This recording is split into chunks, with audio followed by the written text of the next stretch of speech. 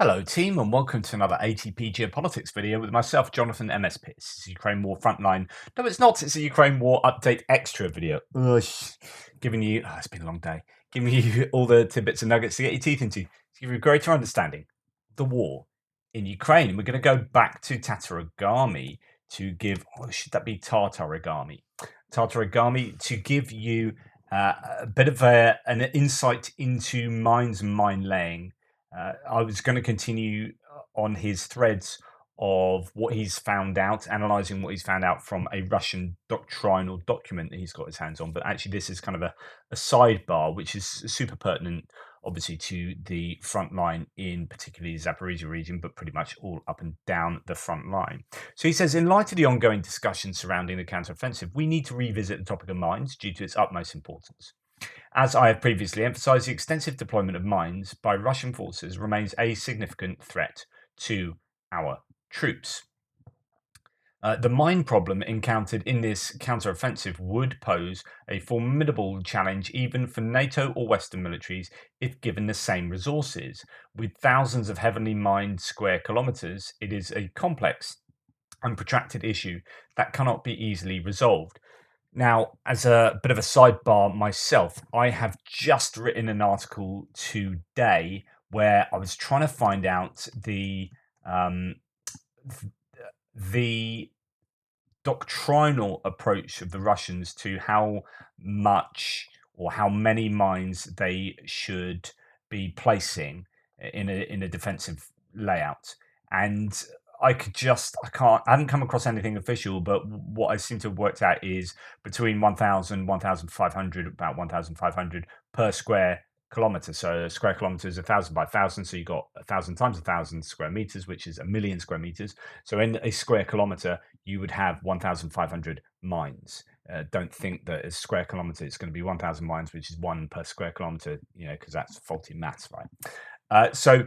But that's a lot of mines per square kilometer. But the theory is that, or the idea is that at the moment, they've just been throwing caution to the wind and just littering everywhere with mines. I showed you that mine roller going over something like 6 anti-personnel mines in 6 meters, from what I could work out from one bit of footage, just thrown everywhere. Anyway, so on Only Sky, was it right for the US to give Ukraine cluster bombs? Is my article just come out now. It's just on the kind of morality and the obligation, I think, of the US to give Ukraine cluster munitions and for them to use them. So go and check that out. But going back to, I'm going to talk about that in a second. Go back to what Tataragami is saying. The idea is that, NATO, we think, NATO all wonderful, but actually I don't think we'd do any better, particularly if we didn't have close air support. So given what Ukraine have, which is mega supplies, they don't have all the tanks and all the IFVs that, say, the US have, and they're throwing themselves into these offensive areas, into these offensive maneuvers in some of these areas, but they are probing at the moment precisely because it is so dangerous. What do we expect them to do, given they are hamstrung by the lack of air support and the ability to just carpet bomb some of these minefields to give a pathway through for their mechanized equipment? Anyway, to continue, providing us with more anti-mine, and I didn't go through the previous picture. Sorry. Providing us with more anti-mine means would improve the situation, but it doesn't solve all the challenges. Russians use various methods to lay mines, including manual, mechanized, and remote approaches, adding complexity as different types of mines require various clearance. So it's not one mine clearing tactic doesn't necessarily work for all types of mines. What about mine plows? While this option may appear viable, it is vulnerable to anti-tank guided missile fire or loitering munitions, effectively blocking the passage and exposing personnel to potential artillery engagements as they struggle to retreat or dislodge the stuck vehicle. And this is exactly what we saw in the Malatokmachka area. And the problem is that if you are going to try and negotiate an area covered with mines, you don't want to send any of your tanks, you don't want to send any of your Bradleys or whatever other vehicle to try and negotiate those mines, you want to clear them first. So otherwise, you're going to blow up those vehicles. So the very first vehicle you're going to send is some kind of mine clearing vehicle. But the problem is that's the first vehicle on its own, kind of that the enemy can see, and it'll be within 5 kilometers. The trench line will be within 5 kilometers, so they'll just whack out their ATGMs from the trenches and take out that bit of kit, and then that blocks the area that it has already cleared, and then everyone gets stuck, and then they're just sitting ducks as well. So pretty much what happened at Malatok Machko. So it's a really difficult situation when you don't have that close air support. It- those particular vehicles, these mine clearing vehicles, breaching vehicles, will be the most vulnerable. Um, so so that's your mine plowing situation. So here it is, trying to get through there, trying to clear your path through there. You are going to be really susceptible to being taken out. Um, does the use of mine clearing line charges prove effective? Well, yes, it does. However, there are two crucial caveats to consider. A single M58 or UR77 charge clears only a relatively small area, whereas our objective is to address areas kilometers in depth, not merely meters. So they are varying lengths, these mine clearing charges. Some of them are, say, 100 meters, a couple of 100 meters tops, or a couple of 100 meters. I don't know what the American one is. The British one, I think, is shorter than the American one. But when you're trying to get across some of these huge fields, you're going to have to send up one of those and then move forward, send up another one, move forward, send up another one, and then generally you're going to want to mine plow after it as well. All the while, you are susceptible to the exact same challenges as the mine plow. Um, so yeah, still, as you can see here, you still got the ATGMs to worry about. So in previous wars, it was easier to approach the enemy at close proximity without being easily detected. However, the element of surprise has diminished significantly due to the constant presence of drones, which easily detect any approaching mine clearing vehicle. So while the ultimate goal is to suppress the enemy before the mine clearing vehicles arrive, it remains a difficult challenge to contend with covert and mobile ATGM teams, helicopters, and loitering munitions that cannot be easily neutralized. Yeah, so it's one thing to say, oh, okay, we're going to clear this area of mines, so we're just going to hammer the trenches with artillery and HIMARS. Uh, but then if you've got a helicopter that's not going to be susceptible to that, that's way behind lines, and then you're sending up your drones to spot, right, mine clearing vehicle comes, call in the helicopter, it gets within 8 kilometers, it's got longer range than a lot of the man pads that would be used against it, and it fires off some rockets that take out or missiles that take out the mine clearing vehicle, and it's a real problem. Where you got these mobile ATGM teams that are not definitely going to be taken out by an artillery barrage, so on and so forth. It's just a really big challenge. This necessitates, he continues, an extraordinary level of coordination among air defense, electronic warfare units, sappers, engineers, artillery, and reconnaissance elements on a scale not encountered by many modern armies in recent large scale operations. The chaining effect of mines is often overlooked but significantly hampers maneuverability in battle.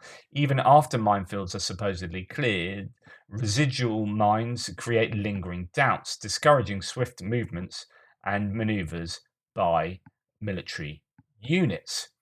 In conclusion, it is crucial to acknowledge the gravity of this issue and allocate the requisite resources to bolster Ukraine's anti mine capabilities. To overcome it, we must prioritize the development of innovative solutions and foster exceptional unit cooperation. I mean, the only thing if I was like problem solving, right, sat down with a piece of paper and for this particular situation, so where they don't have close air support, the best that you can do is some kind of distance mine clearing. So you might need to develop some kind of cluster munition that can send out its bomblets that are designed to trigger all the mines that it can, and send them out in a kind of a straight line somehow, to act like one of these meteorites or whatever, one of these Mikliks. You need to do the job of a Miklik without there being a Miklik there, and that can be done, I assume, if it was developed by some kind of artillery munition, some kind of cluster munition that is bespoke designed to do that's all I can think of that would work, because you can't use aircraft. I mean, you can maybe try and devise a way to do it with drones, but they wouldn't be significantly large. You'd need to be able to take this. We're talking about kilometers here, and the effort involved in that. Anyway, something to think about. Let me know what your ideas are. Let's do some brainstorming. Right, I'm going to move on to a comment concerning the US, and I talked about how US spending lots of money on their defense is part of their economic strategy, is part of their foreign diplomacy strategy, foreign policy strategy, and it allows them to maintain their global hegemony, their global supreme power, which then reaps rewards for them in terms of soft power as well, trade deals, etc., etc. And someone here, albeit I think a European, this person is a really thoughtful comment, and I know some people disagree with it, and a lot of you might disagree with this, so have at it and whatever, but obviously respectfully. So this guy says the United States plays a significant role in promoting and maintaining global security through various means. I talked a lot about uh, exporting security, and I advise you to go and watch Perun's video on NATO and the UN and alliances and exporting security. Its military capabilities, alliances, and engagement in international affairs contribute to stability and security in different parts of the world. The US has historically been involved in peacekeeping efforts, counter-terrorism operations, and providing assistance during humanitarian crises. Despite recently closing hundreds of bases in Iraq and Afghanistan, the United States still maintains nearly 800 military bases in more than 70 countries and territories abroad. I mean, this is partly why their budget is so astronomically big. They maintain more international bases than any other country in the world, and it is incredibly wide ranging and obviously very expensive as well. So, first of all, with one goal, protecting the US national interests and the interests of its partners. This can involve securing access to resources, protecting trade routes, for example, the base at Djibouti, through the Red Sea, the Middle East, and the Suez Canal, ensuring stability in regions of strategic importance and the Middle East.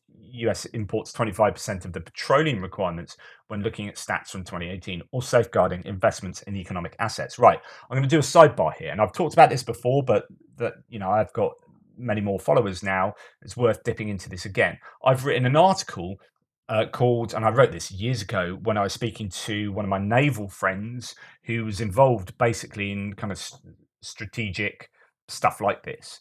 And I was talking about, well, what's the point of the armed forces? We had this discussion down the pub, and I came away and I wrote an article on the back of it. And we are often mistaken in thinking that our armed forces are operating in some kind of noble cause on behalf of our country, as if their duties are merely moral in some kind of uh, I guess, idealistic sense of morality, right? But the reality is that effectively our armed forces are very often glorified armed guards, right? And when we talk about our national interests, and you can track this back to say the 1700s and piracy in the Atlantic Ocean, whether it's the Spanish, British Navy, whoever it is, they're what are they doing? They're protecting gold, going back on money and silk and whatever, going backwards and forwards from the New World to Europe, right? They're effectively armed guards because trade is super important. So your national interests are the interests of trade, which is often the interests of basically big corporations these days. So actually, we have a lot of armed forces operating, the naval forces operating in, say, Red Sea area, down around Somalia to protect from pirates. Who benefits from that? Yes, our countries benefit in terms of energy exports and imports, but big corporations really benefit from that.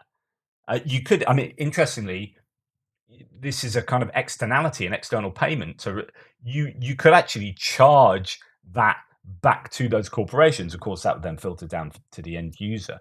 But you could charge like, well, if you're going to go through the Suez Canal and there are pirates here, and we're sending out the Royal Navy, then actually we're gonna levy you, which is almost a form of piracy itself, arguably or not. It's loads of stuff to discuss with regard to this. But it's interesting, when I was writing this article, I looked into what the British government set out as their kind of mission statement for, I believe, is it the responsibilities for the Ministry of yeah. So this is the website is a Ministry of Defence about page, right? And their responsibilities.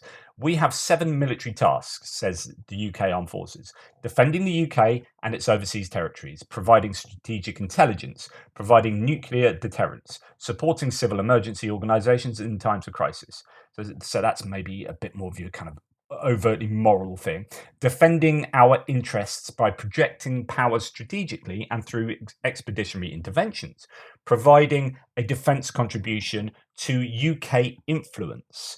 Providing security for stabilisation. And their priorities are, this is from 2015 to 2020, I wrote this some years ago, to protect our people, protect our global influence, promote our prosperity, right? Hugely key there, and maintain a strategic base and integrated global support network and manage the Department of State. And I would argue that many of these things they are what's the word, derivative. So some of these are derivative to some of the other points. So you could say promote our prosperity as a priority. There are other things like maintain a strategic base itself, an integral global support network is itself feeding into promoting our prosperity. Why do you want to do that? Why do you want global influence? Just for the sake of influence? Why do you want power and influence around the world? Uh, and this is like in philosophy. This is what you do with when you talk about morality. You say, "Well, why do you give £10 to that homeless person? Because it's the right thing to do." Yeah, but why was it the right thing to do? And eventually, you derive whenever you come up with an answer philosophically, you ask, "Well, why do you do that?" And then you get an answer, and you get an answer, and then you get an answer, and at some point, you get down to what we call an axiom, right? Which is a non-derivative, something you can't derive further down. And it's usually in moral conversations, it's usually something like to make them happy, or to make me happy, or to make the most people happy, or harm less harm, or that kind of situation, because you can't derive it. If I say to you, why would you want to be happy, and you just say, well, it's just self-evidently good. Self-evident axioms are self-evident truths, right? So you say, why do you want to be happy? Well, because it's good to be happy. Why is it good to be happy? Because it's just good. I don't need to derive that any further. It's just self-evidently good, right? So some of these will be derived down to other more axiomatic things here, which is often going to be something like prosperity. And you can then argue, why do we want prosperity? It's to make our nation and the people of our nation, healthier, blah blah blah. And you say, well, and it ends up being, well, to make British people happy. In this case, I mean, you could. It'd be interesting to try and derive that down and where prosperity goes, because I doubt it's just got that intrinsic value. It's good to be rich. Why is it good to be rich? Why is it good to have money? Because then it pays for our services. Why do we want services? Because so we live longer and prosper. Why do we want to do that? Blah blah blah blah blah. So you keep going. Anyway, you get the point. I've derailed this, but I think it's really important to note that we have our armed services not for these really idealistic moral duties that you think. Yes, that's part of it, but it's actually more for power and prosperity. So when I was talking the other day about why it's worth the US paying more into NATO than other nations and spending more on their defense budget, like way more, it's because they get a return on that investment. And this is what he's talking to. So the NIC underscores the US dependence on a smooth functioning international system, ensuring the flow of trade and market access to critical raw materials such as oil, gas, and security for its allies, including grains and other food sources, and to prevent compounding system shocks. So this is exactly in line with what I've just been saying. That's why the grain deal is important, true. See the effect of this on the surge in gas, oil, grain, and food prices. The NIC points out the US reliance on reliable global networks. So let me just now. I was just trying to find what the NIC is here, and I don't know. I can't find this quote anywhere, so I don't know where this quote's taken from or who the NIC is or are. So anyway, just to continue, The return on investment (ROI) of the US defense sector can be evaluated from multiple perspectives as it encompasses various aspects such as national security, economic impacts, and technological advancements. Here are some key points to consider when discussing the return on investment of the US defense. National security. The primary objectives of defense spending is to ensure national security. The ROI can be measured by assessing the effectiveness of the military in protecting the country from threats, maintaining stability, and deterring potential adversaries. This includes capabilities for defense, intelligence gathering, counterterrorism efforts, and crisis response. Destabilized countries could potentially foster extremism and terrorism, refugee flow, and conflicts that could spill over into neighboring regions, threatening US allies and interests. So, this is national security, but not just looking at your own borders, but national security in key strategic places around the world. So, as mentioned before, places like the Middle East, you want that to be secure because actually you're getting a lot of your oil from there. And if war happens, you go back to Kuwait and the Iraq War, and yeah, you could argue that it was all kind of messed up in the end, but uh, there would have been the question I always ask is why did the UK, or why did nations not uh, invade, I don't know, Zimbabwe under Robert Mugabe, right? Terrible regime. Why didn't we invade Zimbabwe? Why did we go to Kuwait? Why did we Libya? Why that? Oh, oil. Oh, oil. Why not Zimbabwe? Because we didn't. There were no natural resources that we wanted, so it wasn't in our best interest. It wasn't in our national interest. So it might be the morally right thing to do to intervene in that horrible regime and do something about it, but it wasn't in our national interest because actually we weren't standing to gain anything from it economically. And that when you start understanding that we get involved in a lot of wars for economic reasons, and I know some people don't like to think in those ways, but that's the reality of it. Anyway, uh, ensuring stable energy flows and diversification of energy sources is a priority for the United States as it promotes energy security for Europe and reduces dependence on Russian energy supplies. Even Trump said that Europe was too dependent on Russia. So this is the idea of like, why are we coming in to help the European war out? Because it's in your best interest. Now, I know some Americans don't like to hear that, but absolutely, if Ukraine got screwed, Russia took over, and then the east of Europe was threatened, that lack of stability to the EU, which is a major trading partner of the US, and also just loads of natural resources are tied up with Europe, etc., etc. Like, this presents a challenge for the stability for the US. And so this isn't just the US getting involved in a European problem, it's Europe's problem. It's not Europe's problem. Well, it is, but it's also the US's problem. The global stability is in the best interests of basically any economic power in the world. Right, food.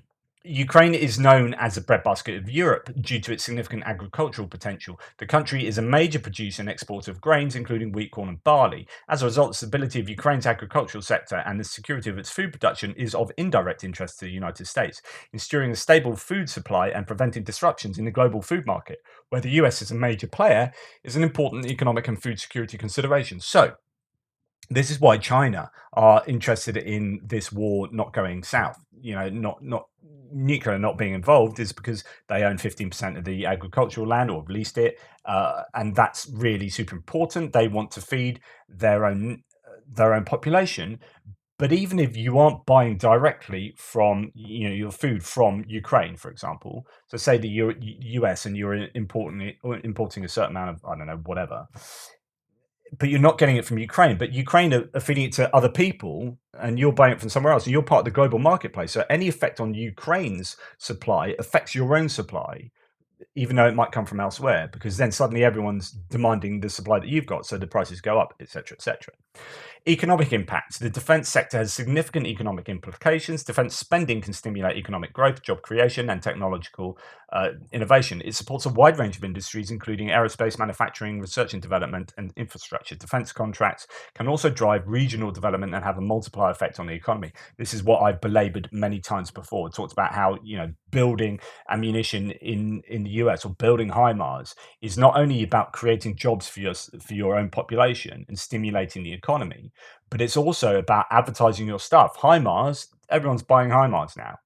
And so it's advertising American goods to and the US are world's biggest defense exporter. So this is a business decision as well. Yeah, we'll provide a load of HIMARS and Bradleys and this and that. We need to get rid of half this stuff, and we'll be renewing it, and it's great. And it costs us money to kind of take it apart and scrap it, but so we're going to send it over there. That's great, and then people want to buy some of the stuff we're giving you as well. So brilliant. It's kind of a win-win. Um, Technological advancements. The defense sector often leads to advancements in technology and innovation. Goodness me, that's going to happen as a result of this. Investments in defense research and development can result in spin off technologies that have civilian applications, such as the internet, GPS, and medical breakthroughs. These technological advancements can contribute to economic competitiveness and have a broader societal benefit. Industrial base. Defense investments support a robust defense industrial base, which is crucial for maintaining domestic capabilities and ensuring self sufficiency in times of conflict. This includes the development and production of defense equipment, weapon systems, and other critical components. The strength of the defense industrial base can have long term implications for national security and economic resilience. This is also a reason why the Pentagon itself has a strong opinion and perspective on the effects of climate change. And this is a really interesting way that he ends. There are some people out there, and probably some of you watching, who are climate change deniers or anthropogenic change deniers. But the science is in, and I know lots of people go, whatever, but you're not going to convince me otherwise. I'm sorry on that. I've done enough sort of research on it myself. But it's interesting when people like the Pentagon come out and say, actually, this is really serious and we need to take it seriously because this is a strategic challenge to the US. To stability, global stability.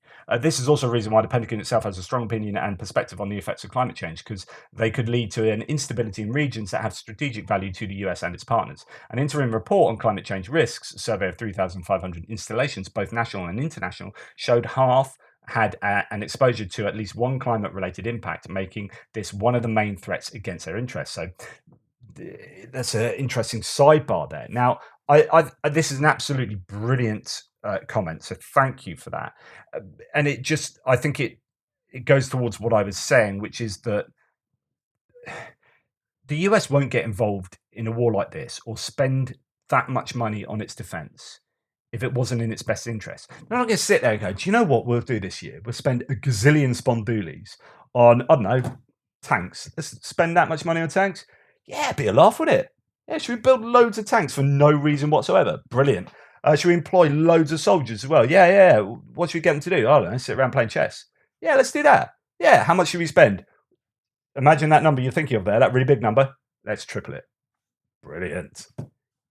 That's not how it works. Like, you may think they're spending way too much on that and not enough on welfare or this or that. And yes, there's a political argument for that for sure. But removing the kind of zero-sum game aspect to that and looking at the value of spending that much money on defense, it is part of the US strategy, absolutely. And it's easy to say they spend way too much, but actually they are getting a return on that investment. And as I said before, when people look at what the US spend on defense and say Germany spend on defense, and then say, well, that's really crap, and America just coming in and saving you, and why should we spend our tax dollars on our armed forces and way more than you in terms of NATO and a percent of the GDP and all this kind of stuff, and in real terms, why should we spend all that money and then come and help you? It's your war. No. You are coming to help because it's your war too. And it's your war because you have massive vested interests in the success of Ukraine. I'm speaking, to America. Massive vested interest in Ukraine prevailing. Now, most of us here sitting on the internet, looking at how this war is going, we are invested in a moral sense. Like, for me, this is a moral thing, and all that other stuff is kind of secondary. Like, if it's also a benefit elsewise, then that's great, because actually that will drive what I think is the moral rightness of this. The morality can sit on top of that and go along with it. So for me, this is a moral thing, but it's understanding that America aren't going to be spending this much money on mere morality. It's just not how it works. And the realism of this is that this is massively in America's best interest and Europe's best interest and the allies of Ukraine. And if it isn't, then they sit off and don't get involved. So, for example, Brazil maybe are sitting out there just going, kind of like a bit of a benefit for us if Russia win and we're in BRICS. But if the US win, actually, that's still, and they're kind of like, nah, we'll just say a few things rhetorically, but generally not get involved because they're not being driven by morality. They're being driven by national interests. And for them, as decided by their government and probably Bolsonaro as well, who's very pro-Putin, it's just not. They don't perceive it as in their national interests, and that's why they're not doing an awful lot. So there you go. Sorry, that's a lot of me banging on, which is kind of like what this channel is, right? Okay, I am not going to go into detail into this, but I just want to say, because most of this would get me demonetized and whatever, but this is so freaking important. So this talks to the morality side, the moral side of why I'm so invested in this war, because it's so freaking unfair, and the Kremlin sucks. Now, someone called me out, some Russian called me out today and just insulted me, and then I said, well, that's not a very polite way to speak to me. Come around my house and just I open the door and you just insult me and say, well, that's the way you speak about Russians. I'm like, well, actually, no, because if you see me over the breadth of what I've been pumping out here in terms of content, I make pains sometimes, when I remind myself to differentiate between kind of Russians and say, actually, Russians are victims of their own situation of they're being manipulated by the Kremlin, by the armed forces, and the politicians uh, in Russia, and we should differentiate. Which is why I try and say I'm trying to move away from saying pro-Russian voices to saying pro-Kremlin voices, because I think there is a difference there. However, when I'm talking about the Russians in the context of Ukraine, I'm talking about the Russians who are in Ukraine. I'm not talking about all Russians on earth. The Russians are doing terrible things, and this is horrible, and that's horrible. That's what I'm generalizing the Russian army in Ukraine doing those terrible things, which I think is a fairly safe generalization. Of course, there are going to be some soldiers who won't do those things, who are not for the war and are just unfortunately in that situation where they can't just get out of it. But I can't. If you individualize every single comment you ever make, you can never make a generalization, which means you can never say anything of any kind of like interest or use. It's like, men are like this, women are like that. Okay, some men, 43%. Oh, I don't know. We often generalize, and it is dangerous to generalize. But I think sometimes, or maybe even often, hey, I'm generalizing about generalizing. That's brilliant, meta. But I think in the case of what's taking place in Ukraine, it's safe to say like Russians suck, morally speaking, and there's so much evidence to support this. So this article by Harriet Barber in the Telegraph is pretty harrowing, and it's just like a microcosm, a sort of small representation of what's going on there. So the title you can see there, um, I read it out, the algorithms will have me, but it is just it's pretty harrowing. So in Ukraine, quote, this is from James Cleverly, UK Foreign Secretary, an alarming number of reports are coming in from areas illegally controlled by Russia. The UN has begun to document them. They are chilling. So there's just about to be a meeting talking about this. But last month, the UN Commission documented what it described as patterns of rape and sexual violence inflicted on Ukrainians throughout the war. Quote, victims range from 4 years old to over 80 years old, it said, detailing a series of appalling accusations in October's report. I mean, you can read some of that stuff there. It's just absolutely, shocking. But it's also systemic, right? And institutional in terms of the Russian armed forces, and it is absolutely despicable. Now, this kind of activity has been long used in war to sow, intentionally to sow discord and fear into the population that you're trying to assert control over. It's almost another weapon of war. Uh, and as it says here in The Hague last week, a representative for the Office for Prosecutor General in Ukraine said it's already working on 100 criminal proceedings relating to sexual violence during the conflict. It is this, and I don't talk about this enough, partly because it's it's a bit harrowing to talk about it. It's just, maybe I should talk about it more. It is just absolutely terrible what is taking place. And I'm reading a book or listening to a book by Luke Harding, which is really very good.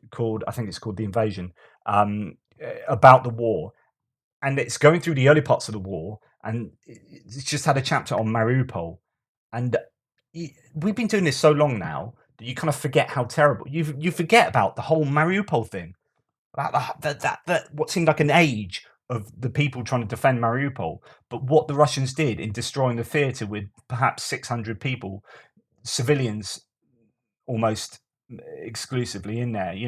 Pregnant women, children, etc., just killed them, and they knew they were civilians. So, like, for Russian voices in my thread, jog the hell on. Do you know what? Again, I'm going to get ranty, but it's so blindingly obvious who is morally right in this war. I mean, it is the good guys and the bad guys. And yes, there will be some war crimes by Ukrainians, I'm sure. It's just that's human nature. But the scale is the difference between what Ukrainians do and the Russians do is absolutely stark. Yeah, just it makes me so angry, the behavior of the Russians throughout this war, and we've seen it right from the beginning. I've seen so much video evidence of horrific things that have been done that I'm under absolutely no illusion here that the Russians are the bad guys. And when you read articles like this, if you're a troll, a Russian troll, you always call people who aren't pro US or pro allies or pro Ukraine, you always call them trolls. I know who are the trolls, and if you're not a troll, you are an advocate and a defender of this kind of behavior. Unless you really want to show me that you aren't, you really appear to be, and that makes you really morally compromised. That's me being really polite. I'd say where your heart is a moral black hole, but I didn't say that. I did. And I probably have run myself out of time by ranting too much. Let's go. I'll do. I'm going to go on to Dimitri's one tomorrow, I think. I love this idea. This is so cool. I'm going to probably end on this one, which is Ukraine proposing to reduce prison sentences for reading books. Such a cool idea, this. Thanks to each book read, 3 days will be counted from the term of imprisonment. At the same time, for such mitigation, there will be a limit of no more than 10 books per year. So you can get 30 days off your sentence per year by reading 10 books per year. Just brilliant, because I gave an author talk to my local secondary school recently, and it went really, really well. And the first part was why you should all read, knowing that, put your hands up if you read a book in last week, and a third of the kids put their hands up. I was like, put your hands up if you watched YouTube in last week. Everyone puts their hand up. Put your hands up if you watched TikTok in last week. Okay. So that when I was talking about writing books, I was like, I aimed it through content creation. So if you want to be a TikToker, if you want to be a YouTuber, if you want to write books, this is what you need to do. This kind of stuff. Audience purpose task, and so on and so forth. And then I talked a bit of philosophy at the end. I freaking loved that. But the beginning bit was like why you should read, and the connection between reading and life successes and skills and so on and so forth. Although you can no more, and I said this to the kids, you can no more teach a child to love reading than you can teach a child to dream. So you can't do that. But what you can do is facilitate people to read. And here you are facilitating them to read, and you're inspiring them, you're motivating them to read. And then they will get some skills, and they get mental health is improved with reading.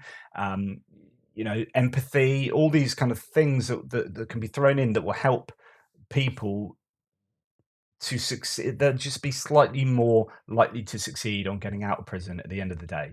I'm sure reading will really help recidivism rates, so the rates of reoffending, which, let's face it, suck. I mean, US recidivism rates are terrible. Norway's recidivism rates are brilliant, less than 30% now, I think they are, which is, and I've seen some great documentaries where like really hardcore superintendents from American prisons have gone over to Norway, and they're all like about harsh punishment and treating people like crap. Go to Norway and see the really liberal prisons. Like, what do you mean they're having a music class? This guy gets to play drums and that guy's playing guitar, and they're in prison. Yeah, we're giving them the skills so they can succeed when they get out.